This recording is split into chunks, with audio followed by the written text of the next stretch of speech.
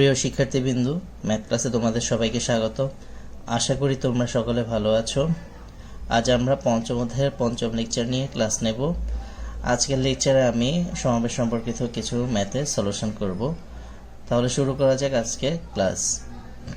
তো লাস্ট ক্লাসে আমি একটি লাস্টে থিওরাম পড়িয়েছিলাম যে যদি আমার n সংখ্যক ভিন্ন ভিন্ন জিনিস না থাকে, মানে কোনো একটা জিনিস যদি একের অধিকবার থাকে বা কোনো একের অধিক জিনিস একের অধিকবার থাকে, তখন ওই ধরনের বিন্যাসের ফর্মুলা আমি লাস্ট ক্লাসে আলোচনা করেছি। আজকের লেকচারে আমি সেই আলোচনা সাপেক্ষে সেই আলোচনার ভিত্তিতেই কিছু ম্যাথের সলিউশন তোমাদেরকে দেখাবো। তো ফার্স্টে যে কোশ্চেনটা এখানে দেওয়া আছে, দেখাও যে আমেরিকা শব্দটি বর্ণগুলি যত রকমে সাজানো যায়, কেলকাটা শব্দটি বর্ণগুলি তার দ্বিগুণ প্রকারে সাজানো যায়। মানে আমেরিকার সাজানো সংখ্যা যে বিন্যাস সংখ্যা পাবো, সেটা বিন্যাস সংখ্যা কেলকাটা শব্দটি বর্ণগুলি তার দ্বিগুণ প্রকারে, মানে কেলকাটা শব্দের বিন্যাস সংখ্যাটা আমেরিকার শব্দের বিন্যাস সংখ্যা দ্বিগুণ কিনা সেটা আমাকে দেখাইতে হবে। তাহলে আমেরিকার বিন্যাস সংখ্যা আগে বের করি। আমেরিকা শব্দটির বর্ণগুলোর বিন্যাস সংখ্যা, শব্দটির বর্ণগুলির বিন্যাস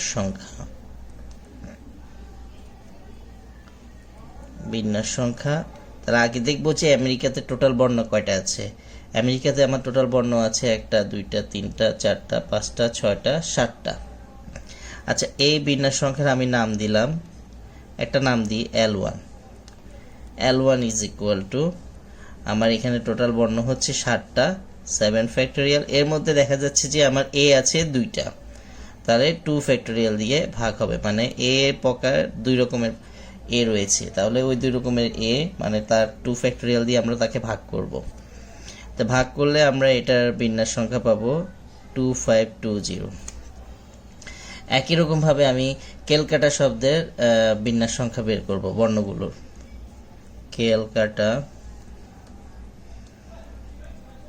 কেলকাটা শব্দটির বর্ণগুলির বিন্যাস সংখ্যা, এটার নাম দিলাম আমি L2 ইজ ইকুয়াল টু, এখন আমি দেখব ক্যালকাটাতে টোটাল কয়টা বর্ণ আছে, 3টা 6টা 8টা, 8 ফ্যাক্টোরিয়াল।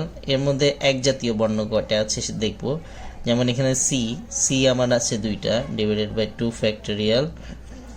এখন এখানে এ আছে 2টা, তাহলে এ ইজ ইকুয়াল টু, এটার জন্য আবার 2 ফ্যাক্টোরিয়াল, এবং আমার টি আছে 2টা ইন্টু 2 ফ্যাক্টোরিয়াল। তাহলে আমার এখানে আসতেছে, এটা করলে আমার আসতেছে 5040 মানে 2 ইন্টু 2520 মানে আমি এখানে পেয়েছি কত, L1, তাহলে 2L1। তাহলে কলকাতা শব্দের বর্ণগুলির বিন্যাস সংখ্যাটা আমেরিকা শব্দের বর্ণগুলোর বিন্যাস সংখ্যার দ্বিগুণ। এভাবে আমি এটা প্রুভ করতে পারি। তাহলে এই ফর্মুলাটা আমার অ্যাপ্লাই হয়েছে যে আমার যে এখানে n সংখ্যক জিনিস যে দেওয়া আছে, এগুলো ভিন্ন ভিন্ন না। যদি ভিন্ন ভিন্ন না হয়, তখন আমার বিন্যাস সংখ্যার ওই যে লাস্ট ক্লাসে ফর্মুলা দিয়ে আমি এই ম্যাথের সলিউশন করেছি। তেমন এই টাইপের অনেক ধরনের ম্যাথ তোমাদের বইতে আছে।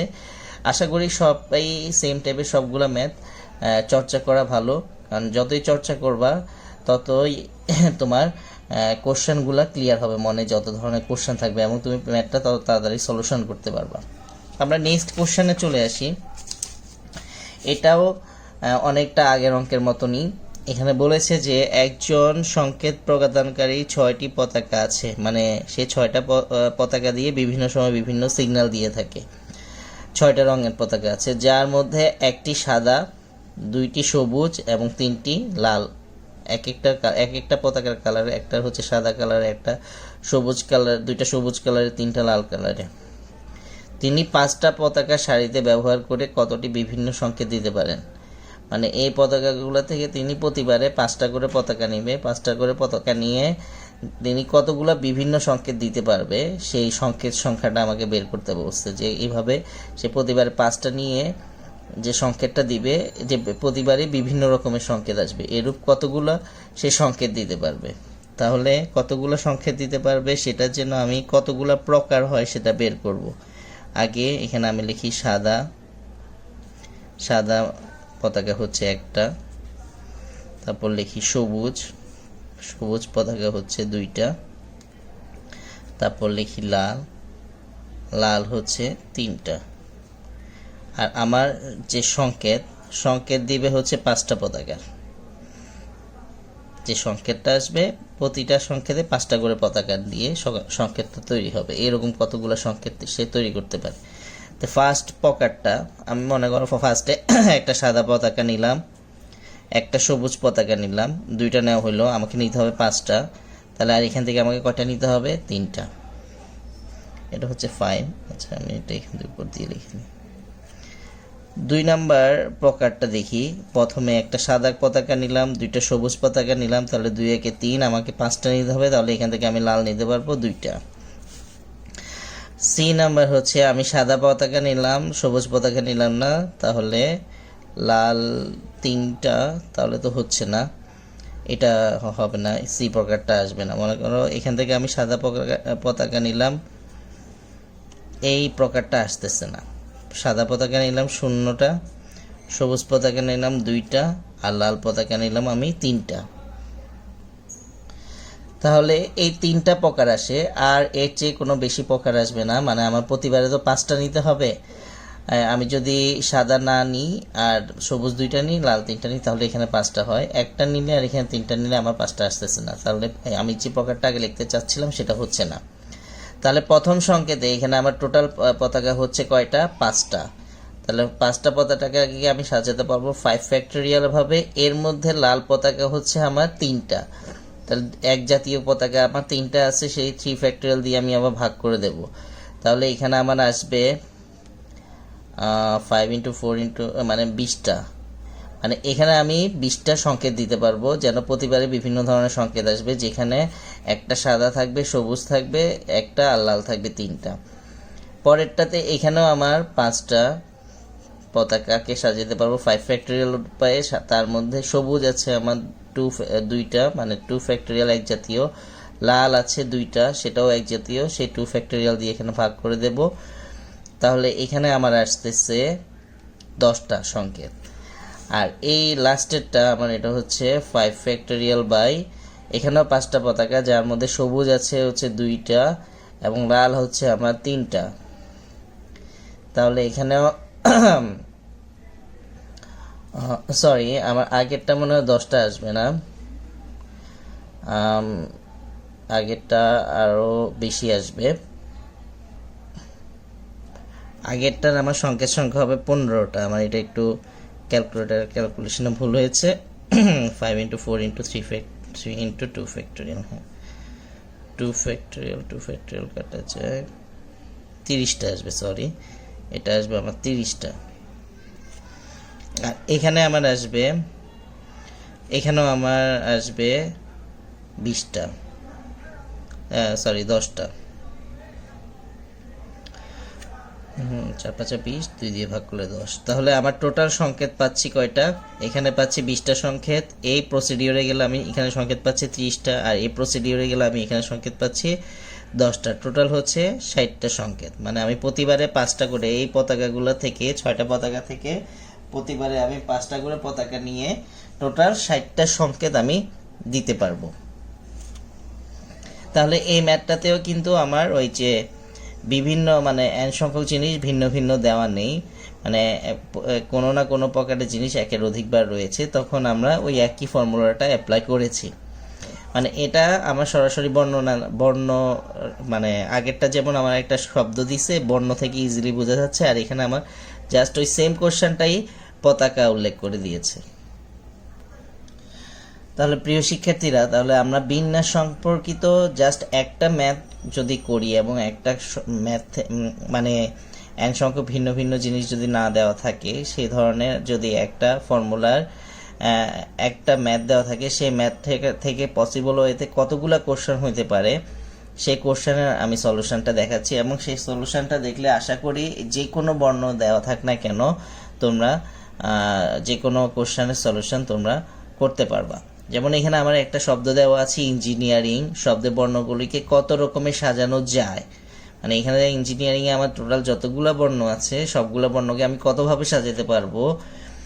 প্রথম কথা বলছে সবগুলোকে বর্ণ ব্যবহার করে, সবগুলো বর্ণ ব্যবহার করে কতভাবে সাজাতে পারবো, মানে ইঞ্জিনিয়ারিং শব্দের বর্ণগুলোকে কত রকম সাজাতে পারবো, ফার্স্ট কোশ্চেন। 2 নাম্বার কোশ্চেন হচ্ছে কতগুলোতে ই বর্ণ 3টি পাশাপাশি থাকবে, মানে 3টা ই পাশাপাশি রেখে কতভাবে সাজানো যাবে। 3 নাম্বার বলছে কতগুলোতে 3টি ই প্রথমে থাকবে, কতগুলোতে 3টে ই প্রথমে থাকবে। কতগুলোতে স্বরবর্ণগুলি একত্রে থাকবে, কতগুলি স্বরবর্ণগুলি একত্রে থাকবে না। স্বরবর্ণগুলি ক্রম পরিবর্তন না করে। তারপর প্রথম ও শেষে জি থাকবে।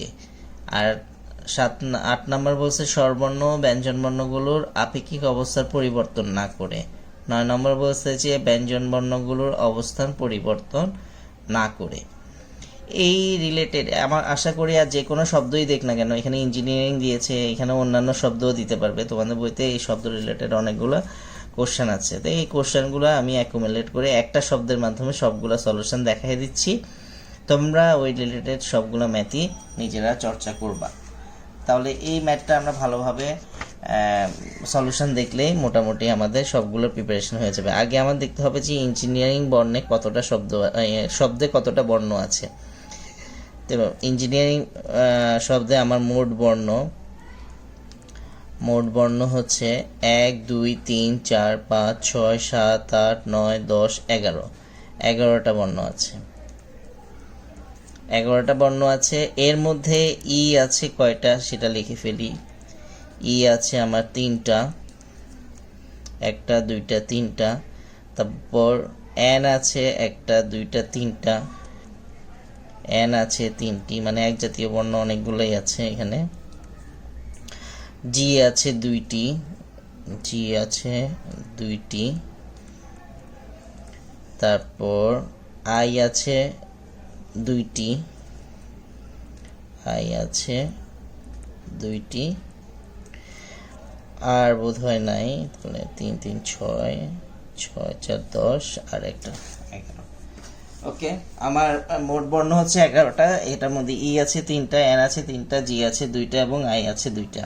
তো ফার্স্ট কোশ্চেনটা হচ্ছে মোট বিন্যাস। এটা মোট বিন্যাস সংখ্যা আমরা বের করে ফেলি। এতক্ষণ আমরা সেম রুলসে ম্যাথগুলো করছি, মানে 11 factorial by 3 factorial into 3 factorial into 2 factorial into 2 factorial. এটা হচ্ছে তার মোট বিন্যাস সংখ্যা। এখন 2 নাম্বার কোশ্চেন বলছে যে কতগুলোতে ই বর্ণ 3টি পাশাপাশি থাকবে, মানে ইঞ্জিনিয়ারিং শব্দের বর্ণগুলোকে এমনভাবে সাজাবো যেন এইগুলা পাশাপাশি থাকে। আমি বক্স দিয়ে বোঝানোর ট্রাই করতেছি, পরীক্ষায় বক্স দেওয়ার তো কোনো প্রয়োজন নেই। 1 2 3 4 5 6 7 8 9 10 11 বলছে যে কতগুলোতে আমার ই 3টা পাশাপাশি থাকবে, মানে ই 3টা এইভাবে পাশাপাশি থাকবে। তো এই 3টে ইকে আমি একটা বর্ণ ধরবো। 3টে ইকে যদি আমি একক বর্ণ ধরি তাহলে মোট বর্ণ কয়টা হয় সেটা দেখবো। 1টা 2টা 3টা 4টা 5টা 6টা 7টা 8টা 9টা। তাহলে লিখবো যে 3টি ইকে একক ধরে মোট বর্ণ হচ্ছে 9টিকে সাজানো যায়। তাহলে মোট বর্ণ হচ্ছে 9টা, এটার মধ্যে 3টে ইকে একটা ধরছি, এর বাদগুলো বাদ দেবো। তাহলে বাকিগুলোর মধ্যে এক জাতীয় বর্ণ কয়টা আছে, যেমন এন আছে 3টা ডিভাইড বাই 3 ফ্যাক্টোরিয়াল ইন্টু জি আছে 2টা 2 ফ্যাক্টোরিয়াল ইন্টু আই আছে 2টা ইন্টু 2 ফ্যাক্টোরিয়াল। এটা হচ্ছে এই 3টাকে একক ধরে। আবার 3টে ই তো নিজেদের মধ্যে বিন্যাস করা যাবে, 3টে ই নিজেদের মধ্যে বিন্যাস করলে কিন্তু একটা বিন্যাসই পাওয়া যাবে। তারপরেও যদি তোমরা ক্লিয়ারলি দেখতে চাও তাহলে আমি দেখাচ্ছি। 3টা ই কে নিজেদের মধ্যে সাজানো যায়। তো 3টা ই কে 3টা জায়গায় সাজানো যায় 3 ফ্যাক্টোরিয়াল, আর 3টা ই হচ্ছে এক জাতীয়, তাহলে এক জাতীয় বর্ণ আছে 3টা, সেটাকে আমি 3 ফ্যাক্টোরিয়াল দিয়ে ভাগ করে দিলাম। Then 3 factorial by 3 factorial is equal to হচ্ছে 1, একটাই সাজানো সংখ্যা পাচ্ছি। আর এই ই কে তুমি এলোমেলোভাবে যেভাবেই সাজানো কেন একটাই সাজানো সংখ্যা পাওয়া যাবে। তাহলে সুতরাং ই তিনটিকে পাশাপাশি রেখে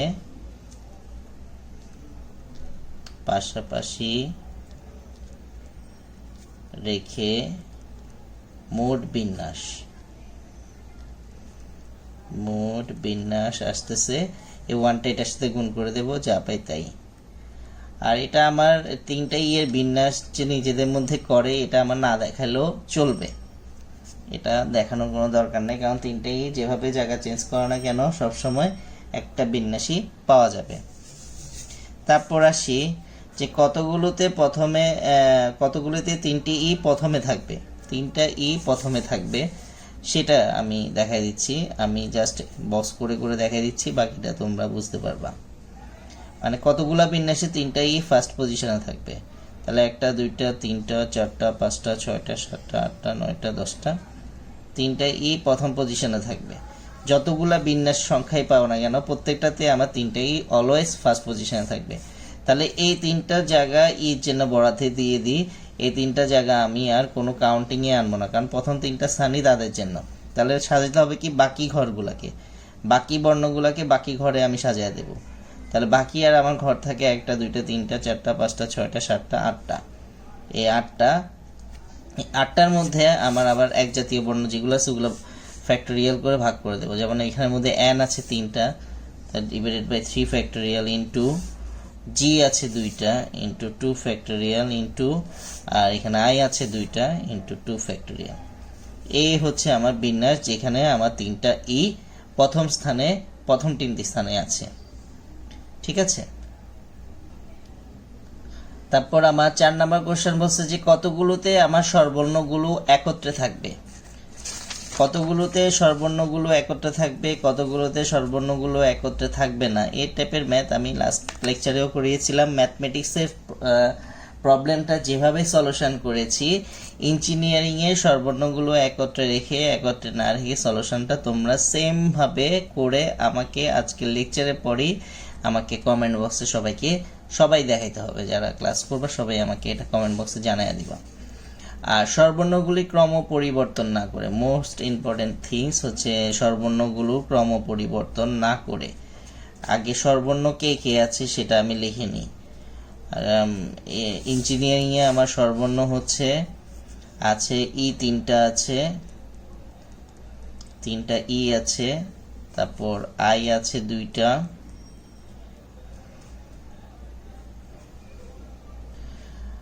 তো এটা বোঝানোর জন্য আমি তোমাদেরকে একটা ছোট্ট শব্দ দিয়ে বোঝাচ্ছি, DEAD, ডেড। এই ডেড একটা বর্ণ শব্দ। এই শব্দে এই বর্ণগুলোকে আমি কতভাবে সাজাতে পারবো যেন স্বরবর্ণগুলো ক্রম পরিবর্তন না করে। এখন স্বরবর্ণগুলো ক্রম পরিবর্তন করার মানে হচ্ছে এই যে ই আমার এখানে ফার্স্ট পজিশনে আছে, এ আমার সেকেন্ড পজিশনে আছে। আমি যতগুলা শব্দ পাবো সেখানে অলওয়েজ প্রথম যে ভাওয়েলটা পাবো বা স্বরবর্ণটা পাবো সেটা ই হবে এবং পরের ভাওয়েলটা এ হবে। তাহলে এটাকে আমি এভাবে এই আরেকটা যদি ই এখানে থাকতে পারে, এ এখানে থাকতে পারে, এ আগে আসবে না, ই অলওয়েজ আগে আসবে, যেহেতু স্বরবর্ণ ক্রম পরিবর্তন করবে না।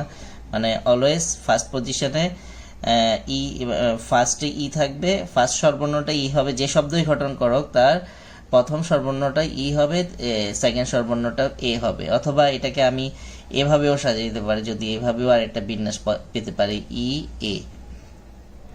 মানে যতগুলা আমি সাজানো সংখ্যা পাবো সেখানে আমার ই আগে থাকবে, এ পরে থাকবে। এইভাবে আমি কতগুলা যে বিন্যাসগুলো পাবো সেই বিন্যাসগুলোকে বলা হবে যে স্বরবর্ণগুলো ক্রম পরিবর্তন না করে। তাহলে স্বরবর্ণগুলো ক্রম পরিবর্তন না করার মানে হচ্ছে যে যার ক্রম পরিবর্তন করতে না বলবে তাকে আমরা এক জাতীয় ধরবো, যাকে ক্রম পরিবর্তন করতে বলা হবে না তাকে আমরা এক জাতীয় ধরবো। তোমরা ভালো করে কথাটা ফলো করে লিখে রাখবা। ক্রম পরিবর্তন না করে, কার ক্রম পরিবর্তন না করতে বলছে? স্বরবর্ণগুলো। মানে এখানে স্বরবর্ণগুলোর মধ্যে দেখা যাচ্ছে ই প্রথমে আছে, তারপর আই আছে, তারপর 2টা ই আছে, তারপর আবার আই আছে। মানে এখানে ক্রমটা হচ্ছে এরকম E I double E I, মানে আমি যতগুলা বিন্যাসে শব্দ পাবো প্রত্যেকটা শব্দের বিন্যাসে যখনই আমার স্বরবর্ণটা আসবে প্রথমে ই আসবে, তারপর আই আসবে, তারপর দুইটা ই আসবে, তারপর আই আসবে, এভাবে আমার স্বরবর্ণগুলো আসলে তখন ওইটাকে বলা হবে যে ক্রম পরিবর্তন না করে। তাহলে ক্রম পরিবর্তন না করা মানে হচ্ছে যার ক্রম পরিবর্তন না করতে বলবে তাকে আমরা এক জাতীয় ধরে ফেলবো, তাকে আমরা কি ধরে ফেলবো? এক জাতীয়। তাহলে এই স্বরবর্ণ 5টাকে আমরা তখন এক জাতীয় ধরে ফেলবো। তাহলে স্বরবর্ণ 5টিকে এক জাতীয় ধরা মানে হচ্ছে স্বরবর্ণগুলোর ক্রম পরিবর্তন না করা। তখন লিখবো যে স্বরবর্ণগুলোর ক্রম পরিবর্তন না করে বিন্যাস সংখ্যা। তাহলে আমার টোটাল বর্ণ আছে কয়টা? টোটাল বর্ণ হচ্ছে ইঞ্জিনিয়ারিংয়ে আমার 11টা বর্ণ, 11টা, এবং এর মধ্যে এই যে আমার স্বরবর্ণ 5টা আছে, এই 5টাকে আমি যেহেতু এক জাতীয় ধরে ফেলছি তাহলে ভাগ করব 5 ফ্যাক্টোরিয়াল ইনটু এর মধ্যে আবার জি এন আছে আমার 3টা ইনটু 3 ফ্যাক্টোরিয়াল এবং জি আছে আমার 2টা 2 ফ্যাক্টোরিয়াল। এভাবে আমাকে ম্যাথটা কমপ্লিট করতে হবে। এটা হচ্ছে কখন আমি এক জাতীয় ধরবো? যখন বলবে যে ক্রম পরিবর্তন না করে। একই সিমিলার ওয়েতে আমরা ব্যঞ্জন বর্ণের ক্ষেত্রেও সেম কাজটাই করব। যদি বলে যে ব্যঞ্জন বর্ণগুলো ক্রম পরিবর্তন না করে, তাহলে ব্যঞ্জন বর্ণ যতগুলো আছে প্রত্যেকটা ব্যঞ্জন বর্ণকে এক জাতীয় ধরে দেন আমার ম্যাথটা সলিউশন করতে হবে। তাহলে আশা করি বুঝতে পারছো যে স্বরবর্ণ ক্রম পরিবর্তন না করে। সেম ওয়েতে তোমাদের একটা কোশ্চেন দিচ্ছি যে ডিরেক্টর শব্দ, একটা শব্দ দিলাম, এটা স্বরবর্ণগুলো ক্রম পরিবর্তন না করে বিন্যাস সংখ্যা বের করে আমাকে কমেন্ট বক্সে জানাবা। ডিরেক্টর শব্দটার স্বরবর্ণগুলো ক্রম পরিবর্তন না করে বিন্যাস সংখ্যা। এরকম বইতেও এরকম অনেক কোশ্চেন তোমরা পাবা। দরকার হলে তোমরা শব্দ এক্সচেঞ্জ করে অন্য শব্দ দিয়েও তোমরা এই ধরনের বিন্যাস সংখ্যা বের করতে পারো। তারপর আমার বলছে যে প্রথমে ও শেষে জি থাকবে। কতগুলো বিন্যাসে প্রথমে এবং শেষে জি থাকবে? দ্যাট মিন্স আমি আবার ইঞ্জিনিয়ারিং শব্দটা এখানে তোমাদের সুবিধার জন্য লিখে দিই, ENGINRING।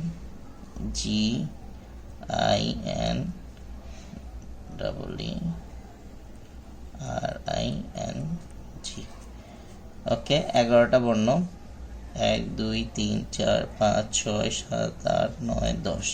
তো বলছে যে আমি যে বিন্যাস, পরবর্তী যে কোশ্চেন 7 নাম্বার কোশ্চেন, এটা ছিল আমার 6 নাম্বার, সরি, আর 4 5 দিয়েছি তোমাদের ওয়ার্ক, ওইটা তোমরা করে আমাকে জানাবা। 7 নাম্বার যে কোশ্চেনটা বলেছি যে প্রথমে ও শেষে জি থাকবে। প্রথমে এবং শেষে জি থাকবে মানে প্রথমে জি দিয়ে দিলাম, শেষেও জি দিয়ে দিলাম। তাহলে এরা তাদের জায়গাটা ছাড়বে না, তারা তাদের জায়গায় থাকবে। তাহলে আমার 11টা বর্ণের মধ্যে 2টা জি তাদের জায়গা দখল করে নিচ্ছে। আর আমার কয়টা বর্ণ থাকে? 1টা 2টা 3টা 4টা 5টা 6টা 7টা 8টা 9টা। এই 9টা ঘরে 9টা বর্ণ সাজাবো, যার মধ্যে ই আছে 3টা, এন আছে 3টা এবং আই আছে 2টা। এটা হচ্ছে প্রথম স্থানে এবং শেষ স্থানে জি কে রেখে মোট বিন্যাস। এটা খুব সহজ ছিল, এগুলা খুবই সহজ। আর বলছে স্বরবর্ণ ব্যঞ্জন বর্ণের আপেক্ষিক অবস্থার পরিবর্তন না করে। এবার আসি পরের কোশ্চেনে, স্বরবর্ণ এবং ব্যঞ্জন বর্ণগুলো আপেক্ষিক অবস্থার পরিবর্তন না করে বিন্যাস। স্বরবর্ণ ব্যঞ্জন বর্ণের আপেক্ষিক অবস্থার পরিবর্তন না করা মানে হচ্ছে স্বরবর্ণগুলো যে অবস্থানে আছে সেই অবস্থানে থাকবে, ব্যঞ্জন বর্ণগুলো যে অবস্থানে আছে সেই অবস্থানে থাকবে। দ্যাট মিন্স আমি যদি বর্ণটা এইভাবে লিখি, এটা আমি জাস্ট বোঝার জন্য বক্সগুলো করতেছি, তোমাদের পরীক্ষার সময় এই ধরনের বক্স করার কোনো প্রয়োজন নাই। আমি এখানে বর্ণগুলো বসিয়ে দিই। এখন আমার কোশ্চেনটা বলেছে যে স্বরবর্ণ এবং ব্যঞ্জন বর্ণের আপেক্ষিক অবস্থার পরিবর্তন না করে, মানে স্বরবর্ণগুলো কোন কোন জায়গায় আছে? এই জায়গায়, এই জায়গায়, এই জায়গায়, এই জায়গায়, এই জায়গায়।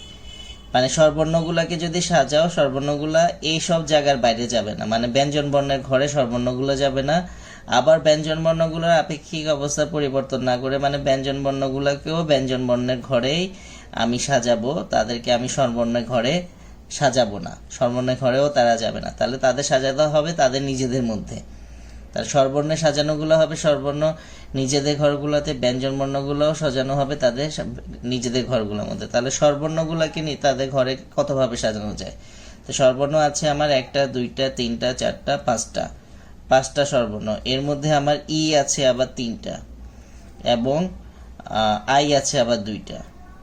এটা হচ্ছে স্বরবর্ণের বিন্যাস। একই রকম ভাবে ব্যঞ্জন বর্ণের বিন্যাস বের করব। তাহলে ব্যঞ্জন বর্ণ আমার আছে কয়টা? 6টা। 3টা 4টা 5টা 6টা। এর মধ্যে আমার এন আছে 3টা এবং এর মধ্যে জি আছে আমার 2টা। এটা হচ্ছে আমার সব ব্যঞ্জন বর্ণের বিন্যাস আর এটা হচ্ছে আমার স্বরবর্ণের বিন্যাস। এই দুইটা মিলে আমার ইঞ্জিনিয়ারিং বর্ণের বিন্যাস হবে, মানে টোটাল 11টা বর্ণের বিন্যাস, যেখানে স্বরবর্ণগুলো তাদের জায়গায় বিন্যাস করবে, ব্যঞ্জন বর্ণগুলো তাদের জায়গায় বিন্যাস করবে। এটাকেই বলা হয় যে স্বরবর্ণ এবং ব্যঞ্জন বর্ণের আপেক্ষিক অবস্থার পরিবর্তন না করে। তারপরে কোশ্চেনগুলো বলছে যে ব্যঞ্জন বর্ণগুলোর অবস্থান পরিবর্তন না করে, মানে ব্যঞ্জন বর্ণগুলো যেখানে আছে সেখানেই থাকবে। ব্যঞ্জন বর্ণগুলো তাদের জায়গায় ফিক্সড, এই জায়গাটা সে ফিক্সড, এই জায়গায় ফিক্সড, এই জায়গায় ফিক্সড, এই জায়গায় ফিক্সড, এই জায়গায় ফিক্সড, মানে তারা তাদের 6টা জায়গা থেকে সরবে না। তাহলে সরাবা কাদেরকে? স্বরবর্ণগুলোকে। তো স্বরবর্ণগুলো তাদের বাকি জায়গার মধ্যে যতভাবে বিন্যাস করা যায়, দ্যাট মিনস স্বরবর্ণের বিন্যাসগুলোকেই আমি লিখতে পারি, মানে 5টা স্বরবর্ণ, তার মধ্যে 3টা ই 2টা আই। এটাই হচ্ছে যে ব্যঞ্জন বর্ণের অবস্থান পরিবর্তন না করে বিন্যাস, মানে ব্যঞ্জন বর্ণগুলো তাদের ঘরেই থাকবে, মানে এন যেখানে আছে সেখানে থাকবে, জি যেখানে আছে সেখানে থাকবে, সেই জায়গা থেকে কোনো জায়গায় যাবে না। তো একই রকম ভাবে কোশ্চেনটা হইতে পারে যে স্বরবর্ণগুলো অবস্থান পরিবর্তন না করে। তাহলে ওয়ার্ড রিলেটেড যতগুলো বিন্যাস ছিল আমি তো মোটামুটি সবগুলা ম্যাথের একটা সামারি, একটা কোশ্চেনের মাধ্যমে সামারির মাধ্যমে সলিউশন করলাম। তোমরা এই রিলেটেড ম্যাথগুলা বেশি করে চর্চা করো। নেক্সট ক্লাসে আমরা আরও কিছু ফর্মুলা এবং ম্যাথ নিয়ে আলোচনা করব। তো আজ এই পর্যন্তই। সকলে ভালো থাকো, সুস্থ থাকো, সবাইকে ধন্যবাদ।